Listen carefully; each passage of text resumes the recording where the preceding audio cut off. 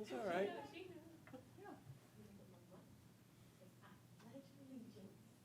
To the flag of the United States of America and to the republic for which it stands, one nation, under God, indivisible, with liberty and justice for all.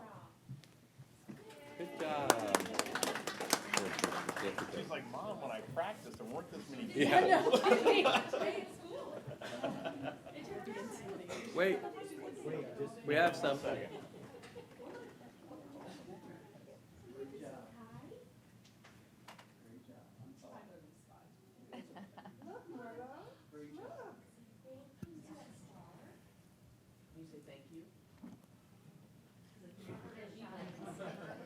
Do autographs after the board meeting?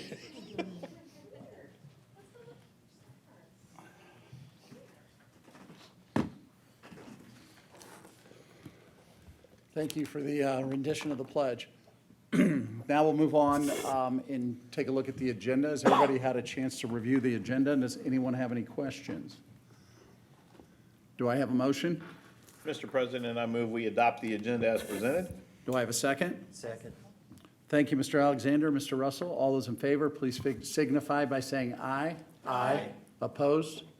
The ayes have it. Next, we'll turn over to the Academy and Mrs. Purnett to talk about the CG Spotlight on the Bridges Academy.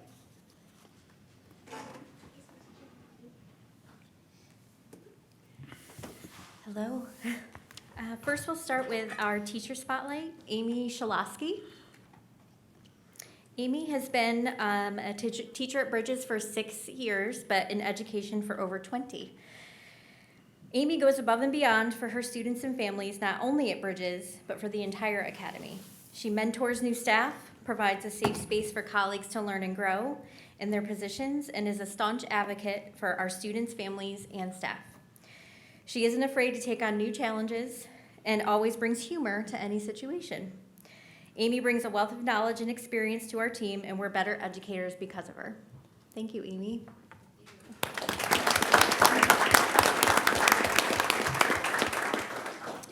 Next up, our staff member spotlight is Mrs. Sarah Haas, who is unable to be with us, but I still wanted to highlight the amazing work she's doing. She is our occupational therapist in our preschool program. She's probably one of the most genuine, caring, accepting, and giving people you would ever meet. She supports our unique, diverse families in so many ways and provides opportunities for them to be a part of their children's education, even hosting community events over breaks to help parents learn ways to support their development. This year, she's hosting virtual parent groups to meet the unique needs of their families, providing them a platform to learn more about their child's abilities and providing a way to bridge the gap between community and school resources in a convenient and accessible way. Sarah embraces our diversity and is a shining example of what it means to be an exceptional educator. Thank you, Sarah. And last but not least, our student spotlight, Miss Marlo Grant. Marlo is a student in our developmental preschool program in Center Grove. She's never met a stranger. She makes sure to greet everyone she passes in the halls every day with, "Hey, friends." She's grown so much during her time in our developmental preschool program, blossoming into a strong, independent, kind, intelligent, shining light in our program. She's exceptional in so many ways, lights up any classroom or playground, and is a role model for her peers. Thank you, Marlo.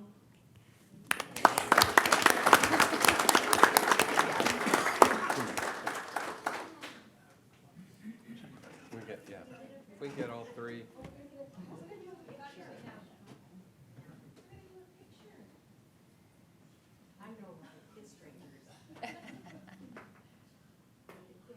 Jolly Green Giant. It's been down there, Rob. Yeah, all the way down, Rob.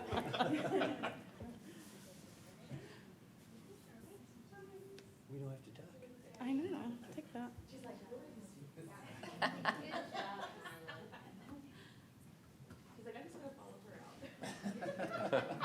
She's like, I'm out. I'm going out. I'm out.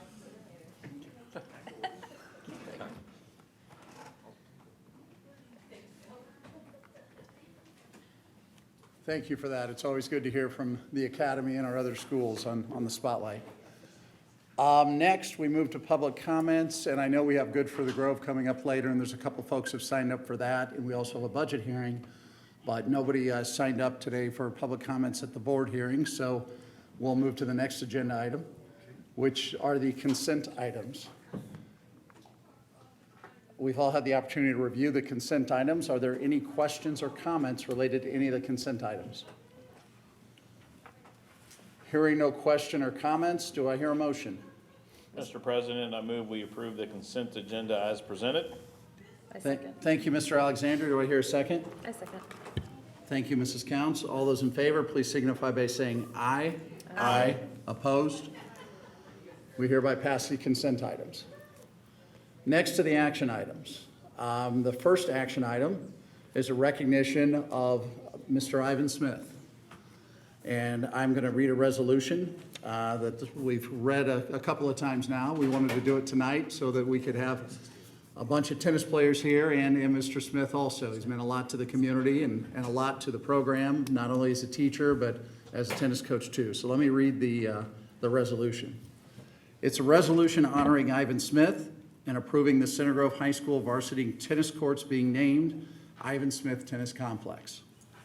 Whereas the Center Grove Community School Corporation, by and through its Board of School Trustees, is the authorized agent for purposes of managing, maintaining, and otherwise overseeing school property.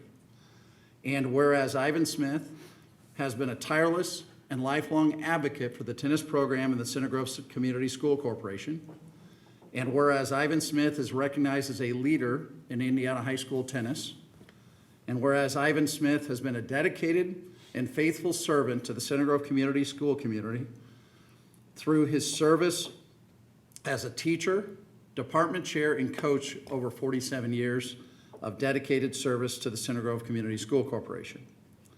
Whereas Ivan Smith has been recognized for his many accomplishments, which includes 781 wins, most of any Indiana high school men's tennis coach, and 2 IHSAA team state championships, 2 IHSAA team state runner-ups, and he coached 4 IHSAA single state champions and 4 IHSAA doubles champions, and was named the State Tennis Coach of the Year in 2001 and District Coach of the Year in 2015, and inducted into the Indiana High School Tennis Hall of Fame. Whereas the Center Grove Community School Corporation, by and through its Board of School Trustees, believes it's proper and fitting to honor Ivan Smith for his dedication, leadership, and exemplary commitment to the Center Grove Community School Corporation and the tennis program. And whereas the Board of School Trustees determines it is most appropriate to recognize the dedication and commitment Ivan Smith has shown to the state of Indiana and to Center Grove Schools community by honoring him for his service through the naming of the Center Grove High School Tennis Complex in honor of him. So the proposed resolution reads, now therefore, the Center Grove Community School Corporation Board of School Trustees does hereby resolve as follows. 1, the Center Grove High School Tennis Complex shall hereafter be named the Ivan Smith Tennis Complex. 2, the Center Grove Community School Corporation Administration and Athletic Department are authorized to take all reasonable steps necessary to designate and identify the high school tennis complex as the Ivan Smith Tennis Complex. And 3, a copy of this resolution shall hereafter be maintained in the official records of the Center Grove Community School Corporation. We thank you, Mr. Smith, for your service through the years here at Center Grove, not only as a dedicated educator, but also tennis coach. And I think it's a testament to see how many young men are out here, and young women who've either taken summer lessons from you or you've coached it at the school here. So do I hear any other comments before we call upon a vote? I'll just make one other comment. I've had 2 boys go through the program, so I got to spend a whole 7 years of my life pretty close to Ivan and getting to know him. And there have been a lot of Ivan stories and Ivanisms quoted in my house over that period of time. So I think the cool thing, though, is I got to talk to Ivan a little bit before before we actually got into this process of renaming the tennis courts. And I think what was cool about that conversation is he's proud of his accomplishments for the tennis team, but he's really proud of his teaching accomplishments as well, and being the social studies chair. And I think that just is a really cool reflection of kind of how he thinks about his life and all the things that he's accomplished so far. So I just think, and too, so many boys are here tonight, and there'd be, my God, how many hundreds of other boys have you coached that would be here if they could? So congrats. Well, I'll just talk about where tennis started here, and I don't know if Ivan will remember that or not, but we used to have to, the band would march on the area that, last period, we'd go up, put our instruments away, and those of us who were in tennis went down and put in the poles and the nets back up. And we played tennis on the parking lot area, you know. Sometimes we had to go up to County Line Road even, where there was a tennis court at one of the subdivisions. That's where it kind of started. But when Ivan got a hold of it, very obviously we've seen where it's gone. And so we appreciate that very much. And Ivan and I hit high school about the same time, only he was TT. So, Couldn't let that one go. Jack, I was your coach for one day at a freshman track meet in Plainfield. I Oh. won't tell the story. If you want to tell those, everybody else sometime, you're free to. yeah, we'll just keep that one. That's just, So I only had one job by the head track coach, and it was a bunch of freshmen. One of them was Barb's brother. yeah, He Bob. says, the Yeah. most important thing you have to do is Jack Russell. And when I came back, he told me that I failed. I'm sure you gave it everything you had. I tried. Well, I'll add something on a personal note too. I was fortunate enough to take tennis lessons from both Steve Gantz and Ivan and Gary Robinson, and enjoyed my time there. I only played as a freshman and sophomore and then gravitated towards basketball, but I remember those 2 years fondly. My brother was a manager for 4 years in the program, absolutely loved it. He apologizes he can't be here tonight. He wanted to be, but he had a wife duty that he had to honor. But he absolutely, you know, thinks the world of you. Our whole family does. So just the idea that we can do this, and you see all the young men you're still leading. So yeah, he coached me back in the day too. Now I've got gray hair. So he's just meant a lot to a lot of families and a lot of people.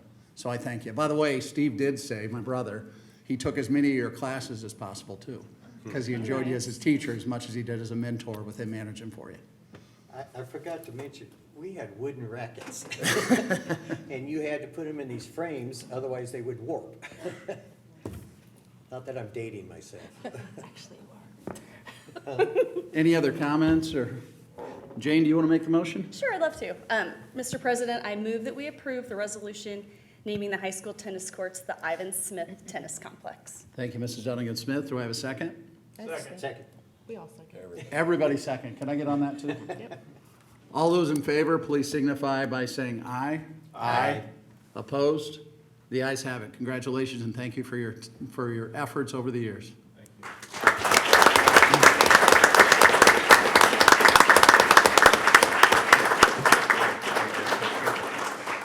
Are we all Get a going? picture, yeah. Glad I-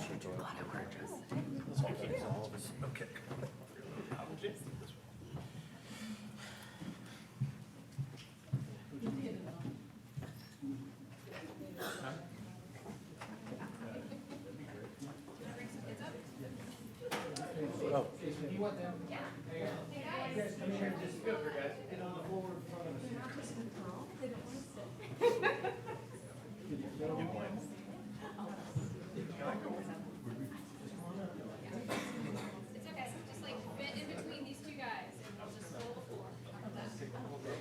They're really in the wrong spot. I could go to like.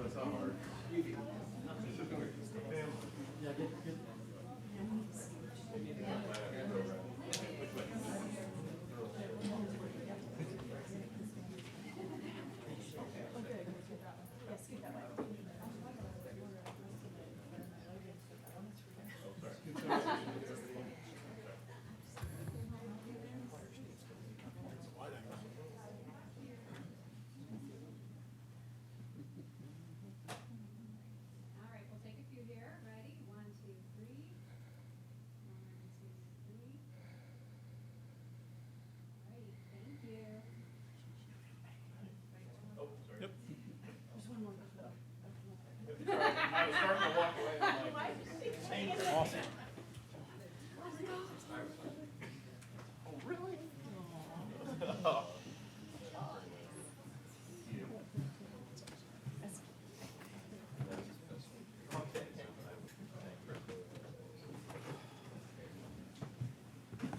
see you tomorrow for coffee.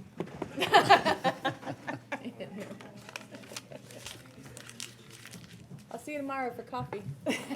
One day I'll get the invite to the table. I'll show you a place that you come in tomorrow that they also named after me. It's a coffee shop. Oh, interesting. I think I know this story.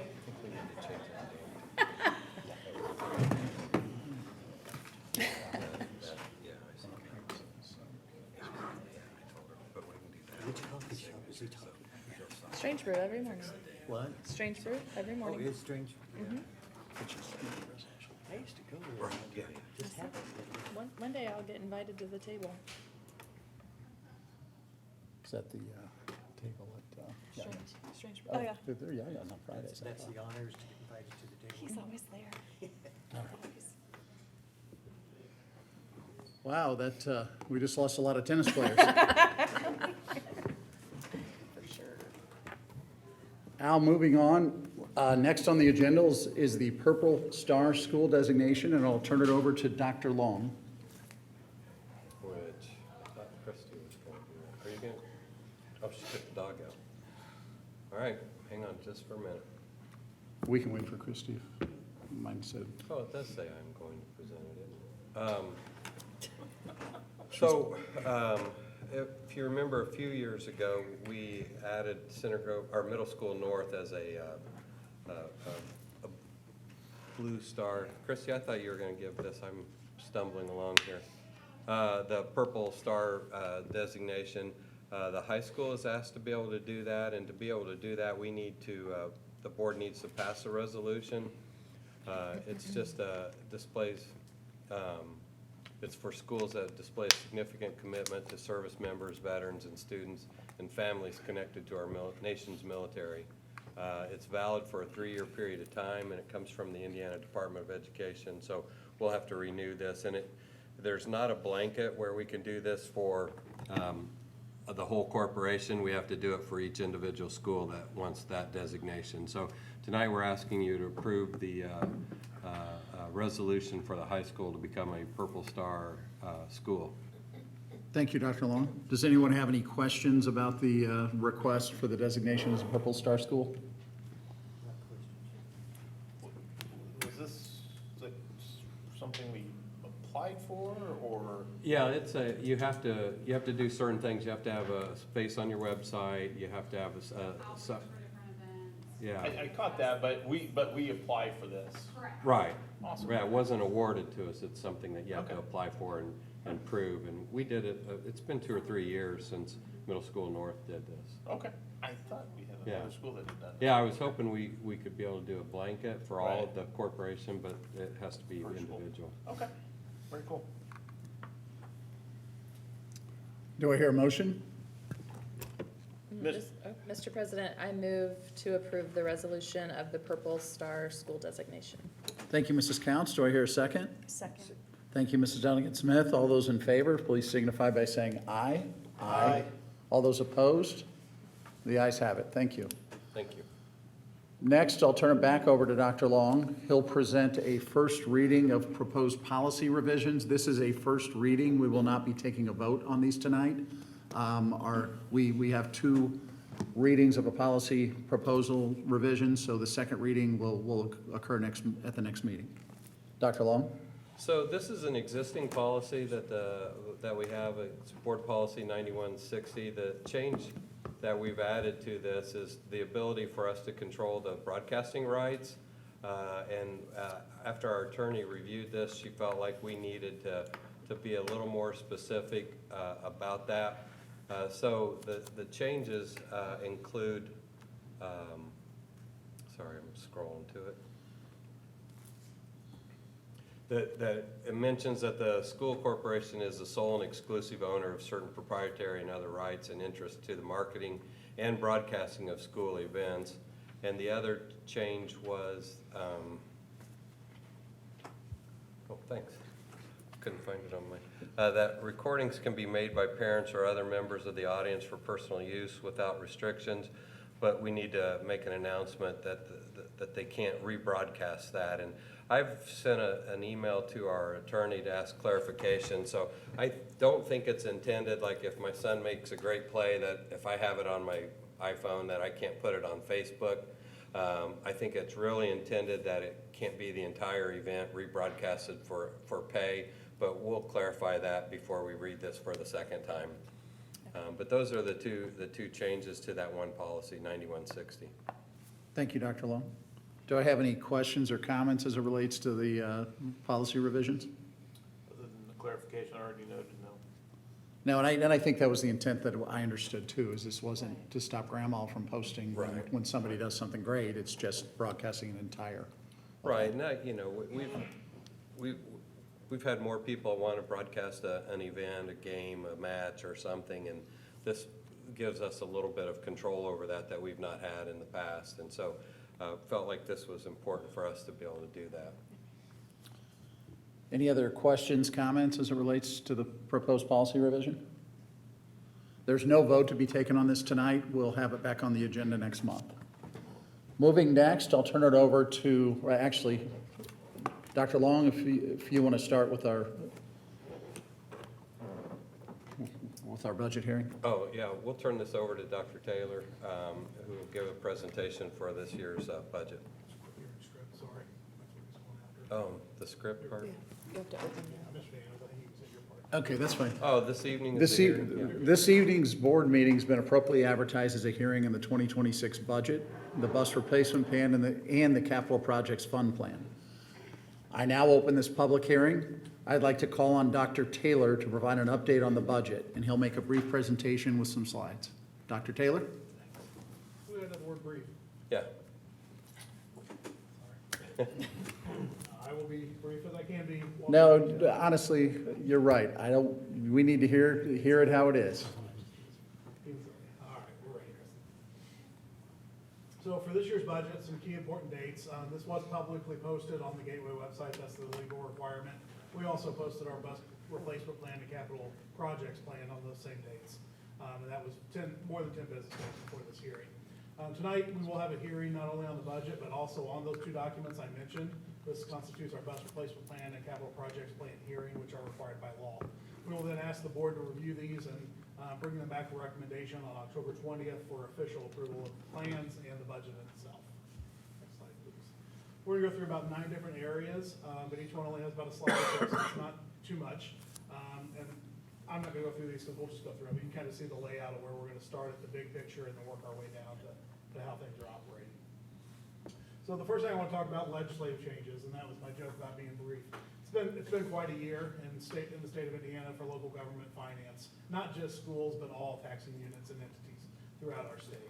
And Senate Bill 1 was approved and amended this year, and it was done early in the session, so we've had a lot of time to review that. But the goal was to lower the residential tax burden and to shift some of that burden to the other taxing entities, which are mainly commercial. There's some agricultural in the middle there.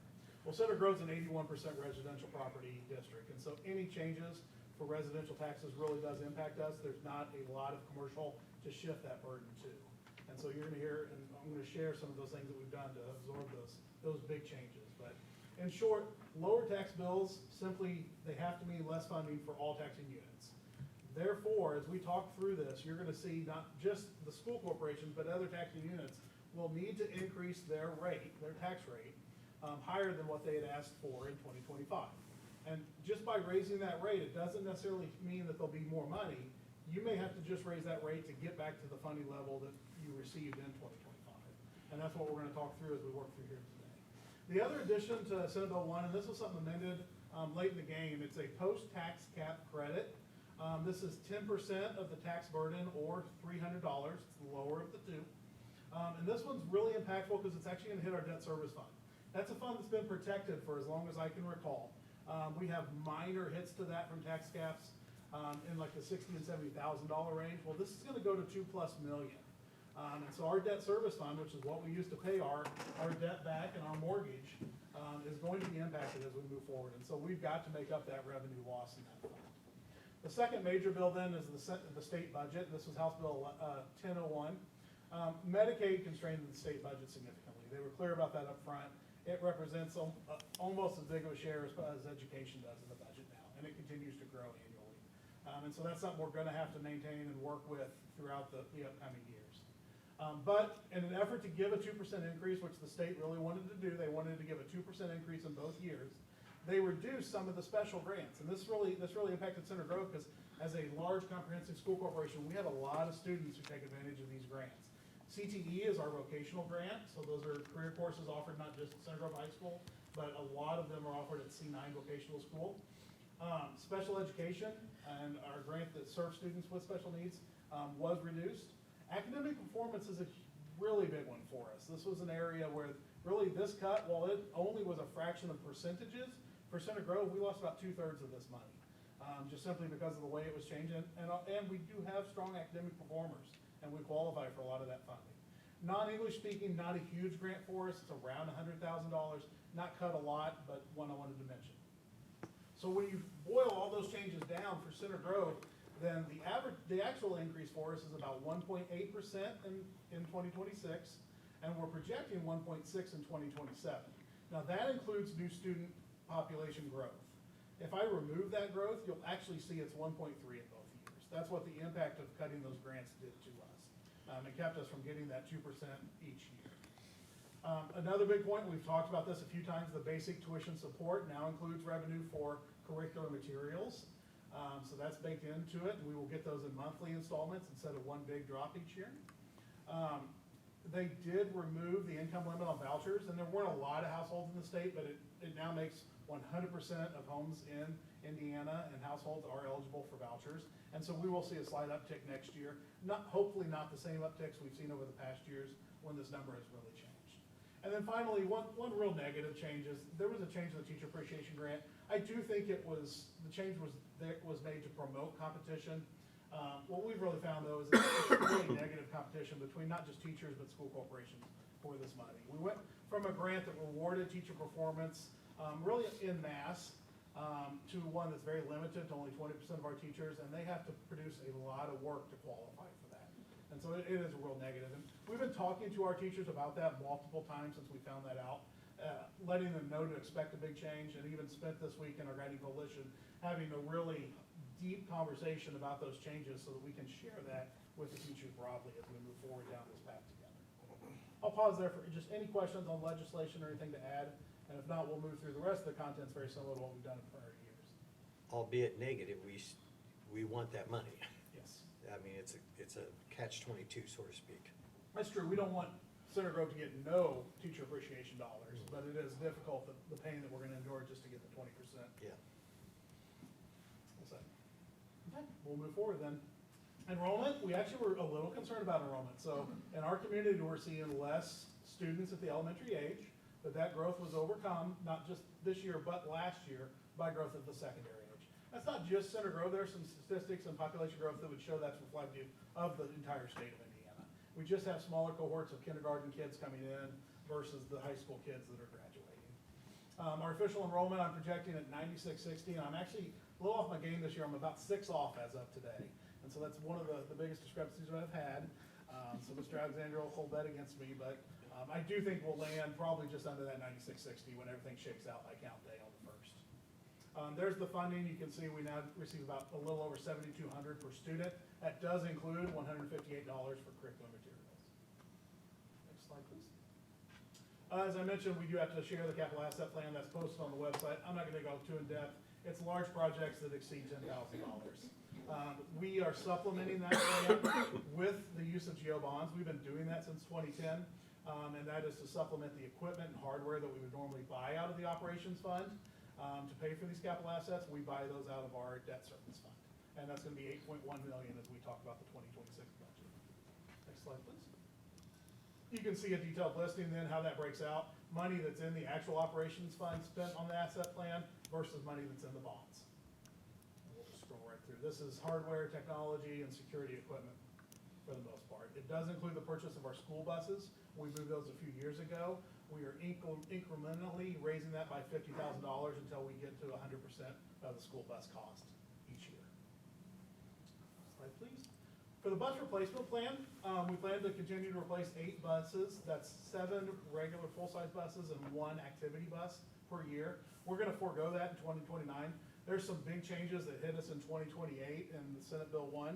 And our current plan would be to go down by 1 bus to absorb some of those hits, and then we return to that number in 2030. Still well within a good replacement plan, and we're turning over enough buses to not keep them too long to where they become service issues. And this is per IC code, correct? Yes, we do have to produce this plan. It is a little archaic. We will try to get to 8. Typically, we don't hit these numbers because of funding. But we do keep very safe and well-operated buses out there for sure. Not concerned It's a about that. great garage. I'm not concerned about that, but But we a do lot have of to this do is this. predicated because of Indiana And IC there's- code that says you have to replace X number of buses per year. That is correct. There probably will have to be some changes to this as we talk about limited funding statewide. And the state's aware of that, discussing whether or not this is the right way to handle this. Making the assumption when they put the IC code in place, buses were much less expensive than they are Very today. true. All of these numbers would have been in the 1 million less a few years ago, and you can see what we're spending now. Each bus is about 150 and rising every year. So as we talk about major changes in revenue, well, I shared some of this earlier, so I'll jump over a little bit of this, but you can see what that actually shakes out to. New money, curriculum materials money, and money for new students. You'll see some red numbers that show the changes in those grants. Now, a couple of grants are in white, and that's because we had student growth. We have more students qualifying for the special education grant than we did prior. However, if we were to remain at the same funding level, that number would actually be closer to 700,000. And so that's where that cut came. We didn't get that additional revenue, but we have those new kids. At the end of the biennium budget, we will actually receive the same amount of funding in these grants that we received in 2025. They'll just restore it. It doesn't grow at all. We get the same amount of money 2 years later that we received that the past year. Other change in here, then, we do have a limit on what's called the maximum levy growth quotient. That limits how much our operations fund can grow. So in this year, it'll be 4%. That produces $560,000. Interest has been good. We are getting more interest income. This is something I brought every year and increased it slightly. I did see interest rates were slated to drop, or they dropped a quarter base point yesterday. So we will watch that. But for right now, we feel confident we can meet that number in '26. We did take an advantage now. We can move 2 of these smaller taxes, the commercial vehicle excise tax and financial institution tax. We're gonna move those out of debt service into operations. Operations is really where we need as much money as we can. That's where we pay our custodial, our maintenance, our transportation departments. And so we're gonna move those over, and that will help. It's $70,000, but it's something. And then again, the other number you can't see there as well in black, or in red, is 2.1 million is actually lost revenue. So with all of these changes, and we know other entities are gonna raise their tax rates, we also have an estimate from the state on what our tax cap loss will be in '26. And it's actually gonna go up to 8 million. And for us to absorb that, we need to increase what we're expecting to lose by 2.1 million. And so that'll, while we're saying, yes, here's what we'd like to go collect, we're not gonna collect that money. It's just not gonna come in. It's been capped off, and we will not receive it. All that in total produces $1.8 million at 80,000. As we move into then expenses, we really sharpened the pencil hard here this year. We have made a lot of changes in our administrative and secretarial positions in this building. We have not impacted the schools as much, or any. But we did reduce positions to save $350,000 since 2023-24. Also in that number, you'll see a lot of other changes that we've made to reduce costs, and you'll see just some turnover of people retiring, being replaced by other employees. We did get hit with an increase to the teacher retirement fund. It's a 0.6 of an increase for all certified teachers.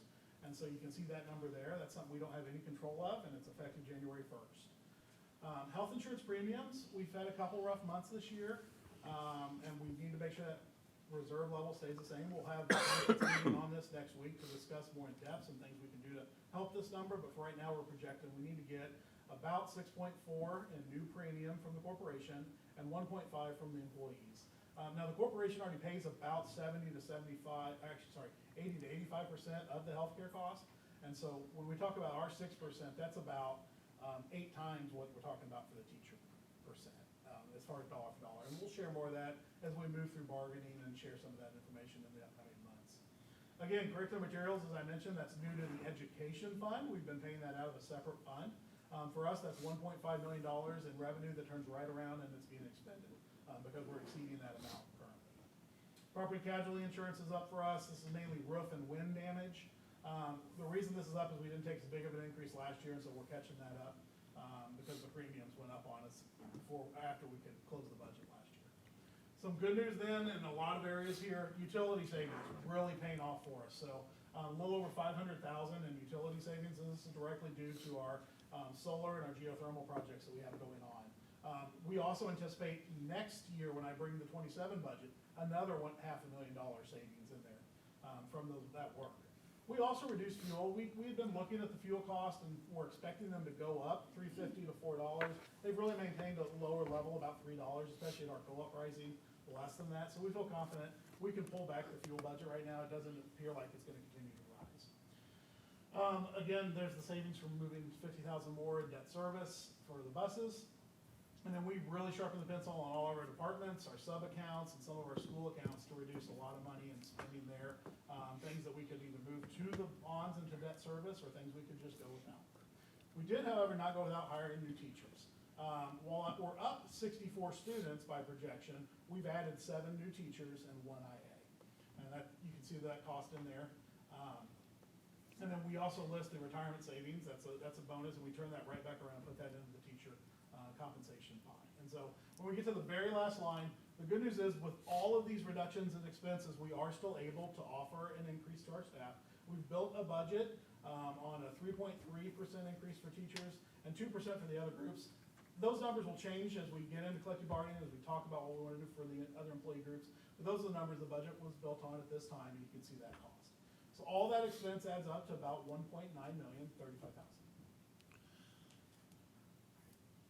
Dr. Taylor, that was a lot, but, you know, at the same time, the administrative secretarial reductions of $351,000, the utility and fuel savings, you had another $600. I mean, that's almost $1 million in savings from sharpening the pencil at the admin level, and then also through the cost savings through the what you brought to us years ago. So I applaud you and your team and all the admin for doing that, because that makes more funds available for other things. And the department budgets, I really want to give credit to Kathy, the corporation treasurer. She's really worked hard with those department heads to do things like look at uniform purchasing. How can we do that more cost effective? Still provide our employees with proper uniforms for the work they're completing, but we saw that was a cost we could bring down. We're also doing a lot of things in the copier area to really reduce our cost as we move forward. And I didn't mean to overlook that one, but that makes it, that's about $1.8 million then in savings just from sharpening the pencil. So thanks for reminding me of that one also. Did I catch something you said correctly, and like when you were talking about one of the first slides about getting to drop monthly now versus? Yeah, we'll get it just like we do all other student tuition. So we get a monthly deposit that will include the money for curriculum materials. Prior years, we would submit our cost and they give us a one-time. Okay. And we're gonna talk about that when we get to cash balance, how that impacted last year a little bit. Yep. So talking about curriculum materials, it doesn't cover it, does it? No, we still set aside about $900,000 more than that. We've actively been talking about that. We've got an adoption coming up this year that we're talking about how can we reduce and do better with what we have. And if I heard right, I have been hearing, it's a finite set of money. In the coming years, that finite's gonna get smaller. That's correct. Now that it's in the ed fund, we can use it for a lot of other things. And so we have to treat it like that accordingly and decide, and we're gonna have to really make some decisions. It's gonna be a lot of if this, then then. Yep. So more to come on that for sure as we do our work this school year. As I mentioned earlier, those property tax gaps, this is not a fun chart. You'll see they didn't impact us very much the first 10 to 12 years, but they really have taken off. We did get a little reprieve from the prior tax acts that tried to help out homeowners' bills, but this latest one is a humongous jump, as you can see, up to that almost $8 million loss. Next slide. So what does this mean then? As we look at our budget, it is a balanced budget. You can see our revenue matches our expenses currently. The only place that it doesn't is that debt service. Again, we've got to overload that debt service cash balance now to offset those cap losses and to prepare us for future years of cap losses in that area. So that's what that additional cash balance is there for. If we get some great news, there's Nothing that restricts us from making an extra debt payment, and we will do that. We will come back and talk about that tax rate in the future, but for right now, this is the reality of what we face in that fund, which is a new reality this year that we haven't faced in the past. Okay. For our tax rate then, we're recommending a 4% increase. You'll see that that doesn't increase the operations fund tax rate. That's the one that's capped. We can only increase it by the 4% number that they allow us. We would gladly increase that a lot more if we could. And we would stop paying interest on these things that we're purchasing that could come out of the ops fund. But with that maximum levy quotient restriction, we just can't raise our operations fund, and so we have to shift some more items to debt service and cover those there. These are not new items. It's not anything that we did recently. This is just simply to maintain what we had in that debt service fund. You'll see there we do advertise a very high number. We want to give this time to shake out. A lot of things could change between now and January when it's officially certified by the county, and so we always estimate high, hope to bring it back down to that rate that we have in the 2026 column. Just for comparison's sake, we did look at even tax rates in 2024, and that 10.4 would still be well below the state Central Indiana average. So the donut schools, they were closer to 118 at that time. They are all going to go up, and I'm waiting to get those new numbers, and we'll report those back to the board when we get the latest batch of numbers of what they're planning to increase themselves. All right, next slide, please. So try to maintain a flat tax rate. Again, this only worked when we didn't change the net assessed value of homes and how we tax and collect their tax bill. Now that that's changed, this also has to change a little bit. What's great is we're not talking about a drastic increase. And I'm going to show what this increase means for an average household in White River Township. But it is a 4-cent increase to offset some of this revenue that we're going to lose due to these new credits. Just a comparison, looking at last year's tax rate for Center Grove and the Johnson County schools, you'll see we're right in the middle. Even with this increase to $1.10, we'd still remain in the same spot. You'll see the 3 schools above us, not only are their base tax rates higher, but they also benefit by having a referendum and a referendum rate above and beyond that. So we will remain 4th in this list, irregardless of those changes. What we're talking about. So as we talk about then, what does this mean for a house that's a $300 home here in White River Township? And we picked a Greenwood taxing district for this model. It's one we've used for year after year. And so you can see on the left side of the chart the 2025 tax bill. And you'll see then some of the tweaks and changes that were made for the 2026 tax bill. And the first one is on that new supplemental deduction. It goes from 35% to 45% of the home value. So that's reduced right off the top. That changes the how much money the tax rate can produce. And so even though we're increasing that 4 cents, you'll see after tax caps are played out and that post-tax cap credit, the absolute bottom line is that this homeowner would have paid Center Grove Schools last year $14.97, and even with our tax increase, their bill's going to go down to $13.85 for 2026 because of those credits reductions that impacted that collection. I wanted to kind of show this in future years, and so the next slide's similar. Senate Bill 1 rolls out over a 5 or 6 year process, all the way until 2032. And so on the next chart, you're going to see how this homeowner's tax rate would change and their tax bill would change all the way out to 2031. Next slide for me. So here, I've increased that red box because the biggest change is the supplemental deduction goes up from what's currently 35 and going to be 40, all the way up to 2/3 of the home value, 66%. And you'll see for this homeowner, in the 26 versus 31 column, what changes is that supplemental deduction reduces so much of their home value that when the tax rate's applied, there's just less collected. And you can see as that trickles all the way down in 2026, while we're saying they might pay $13.85, if nothing else changes, their home value stays the same, our tax rate stays the same, the General Assembly doesn't change its language, we would collect $1,039 in 2031 from that same home. I did also then want to include, let's say that house goes up by 1/3 in value. It's 6 years, it's possible, we've had good growth here. Let's say it goes up to $400,000. Well, with all those deductions and everything that kick in, we end up in 2031 with this tax rate still collecting the same amount of money that we're planning to collect in 26. That's the change of SB 1, as graphical as I can provide it. So, hope that helps. pretty good graph. Based on, Yeah. as we were reading the bill, we were trying to pick that apart. So as we always like to talk about how are we doing cash balance. This is something that's been a priority for us. We wanted to build our cash balance up. We knew these changes were coming. We want to be able to spread them out over multiple years. You'll see that there's a large spike in 2024, and the reason for that is that changed curriculum materials. So when that fund went away for curriculum materials, all of that money went into the ed fund, and it was about $2 million last December. And so that's why that number's inflated. That money was spent on curriculum materials throughout the summer and the spring and summer.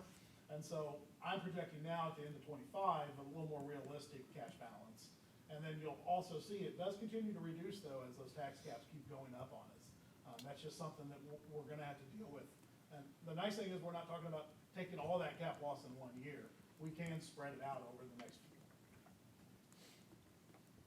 Next slide, please. So a summary, balanced budgets, enrollment's up 64 from last year, that's great.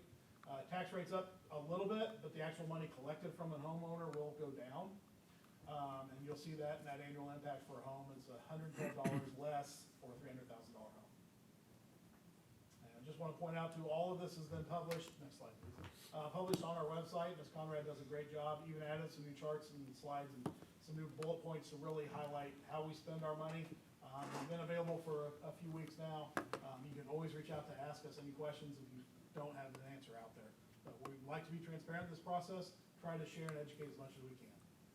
And I believe that's all, and I tried to stay brief, but it's still quite. No, very informative, Dr. Taylor. I appreciate it. This is the time, appropriate time for members of the community. If there are any public comments on the 2026 budget or the information presented this evening, are there members of the community present who'd like to comment? Seeing no comments, I close the public hearing. Now I ask, are there any board comments or questions for Dr. Taylor? Probably more of a comment than it is a question. I mean, Senate Bill 1 affects all the taxing entities in Johnson County, so everybody's gonna find themselves in a similar position. They're gonna have to raise their tax rates to garner the same amount of money. So anybody who wants to go above and beyond that are gonna dip into the $112 savings that we're proposing, that we're gonna give even though our tax rate has gone up, correct? That's absolutely correct. My cap loss numbers too are based off of that not happening. That's the estimate we have to work with at this time. And so that's why we do understand that cap loss is gonna be higher than the number I put on there. And it will hit cash balance. Right. Until we can fix it again next year. Yep. Okay. You are correct. Any other comments or question from the board? I would like to clarify one thing. I may have misspoken and said 4% tax rate. 4 cents. It's 4 cents. I apologize. Well, they're not too It's like far. 3.856. I do want to say that's a cent percent. Any other questions, comments? There's no action required. There'll be a second hearing next month at the next board meeting. Thank you, Dr. Taylor. Thank you.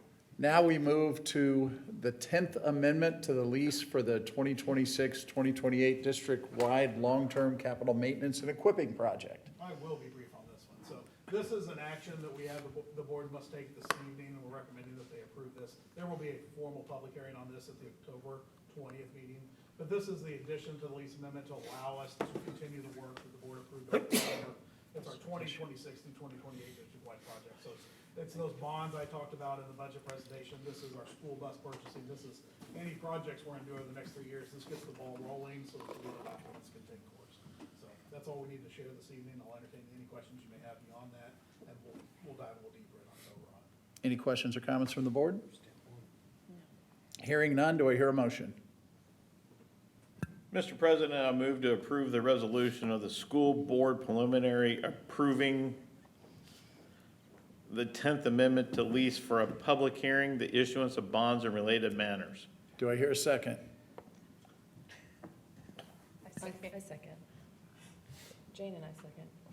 Should have made you guys read it. Sounds like we got a second and a third. Thank you, Mr. Alexander, Mrs. Dunnigan-Smith, Mrs. Counts. Jack, you sure you want to join that one too? I'll give it to the ladies. Sorry, y'all. All those in favor, please signify by saying aye. Aye. Opposed? The ayes have it. I almost protested just for what I had to read. You know, some of the short motions, there's people jumping right on, but the long ones, you have that long pause till somebody makes them.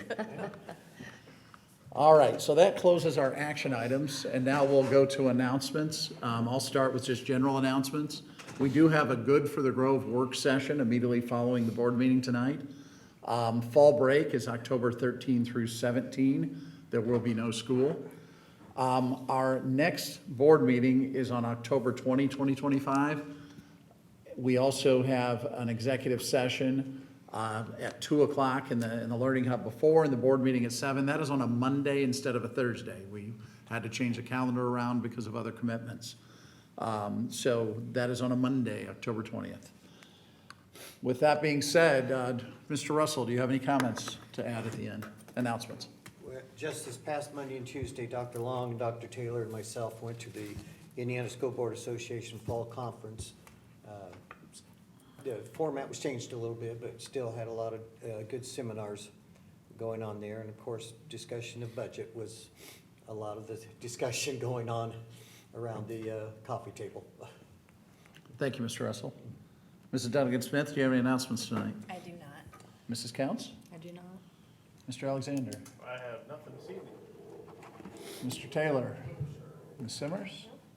Dr. Long? I do, just want to mention, I know it was in the, the Daily Journal that we recently were notified that we received the Indiana Department of Homeland Security Secured School Safety Grant in the amount of $92,500. And I wanted to point out, and this is a brag of our department, our safety department, but that puts the value of grants and donations that we've received for school safety to just over $1 million, $1,500,000. And so we're pretty proud of that. We've worked hard to improve school safety, and we've tried to do that as much as we can through grants.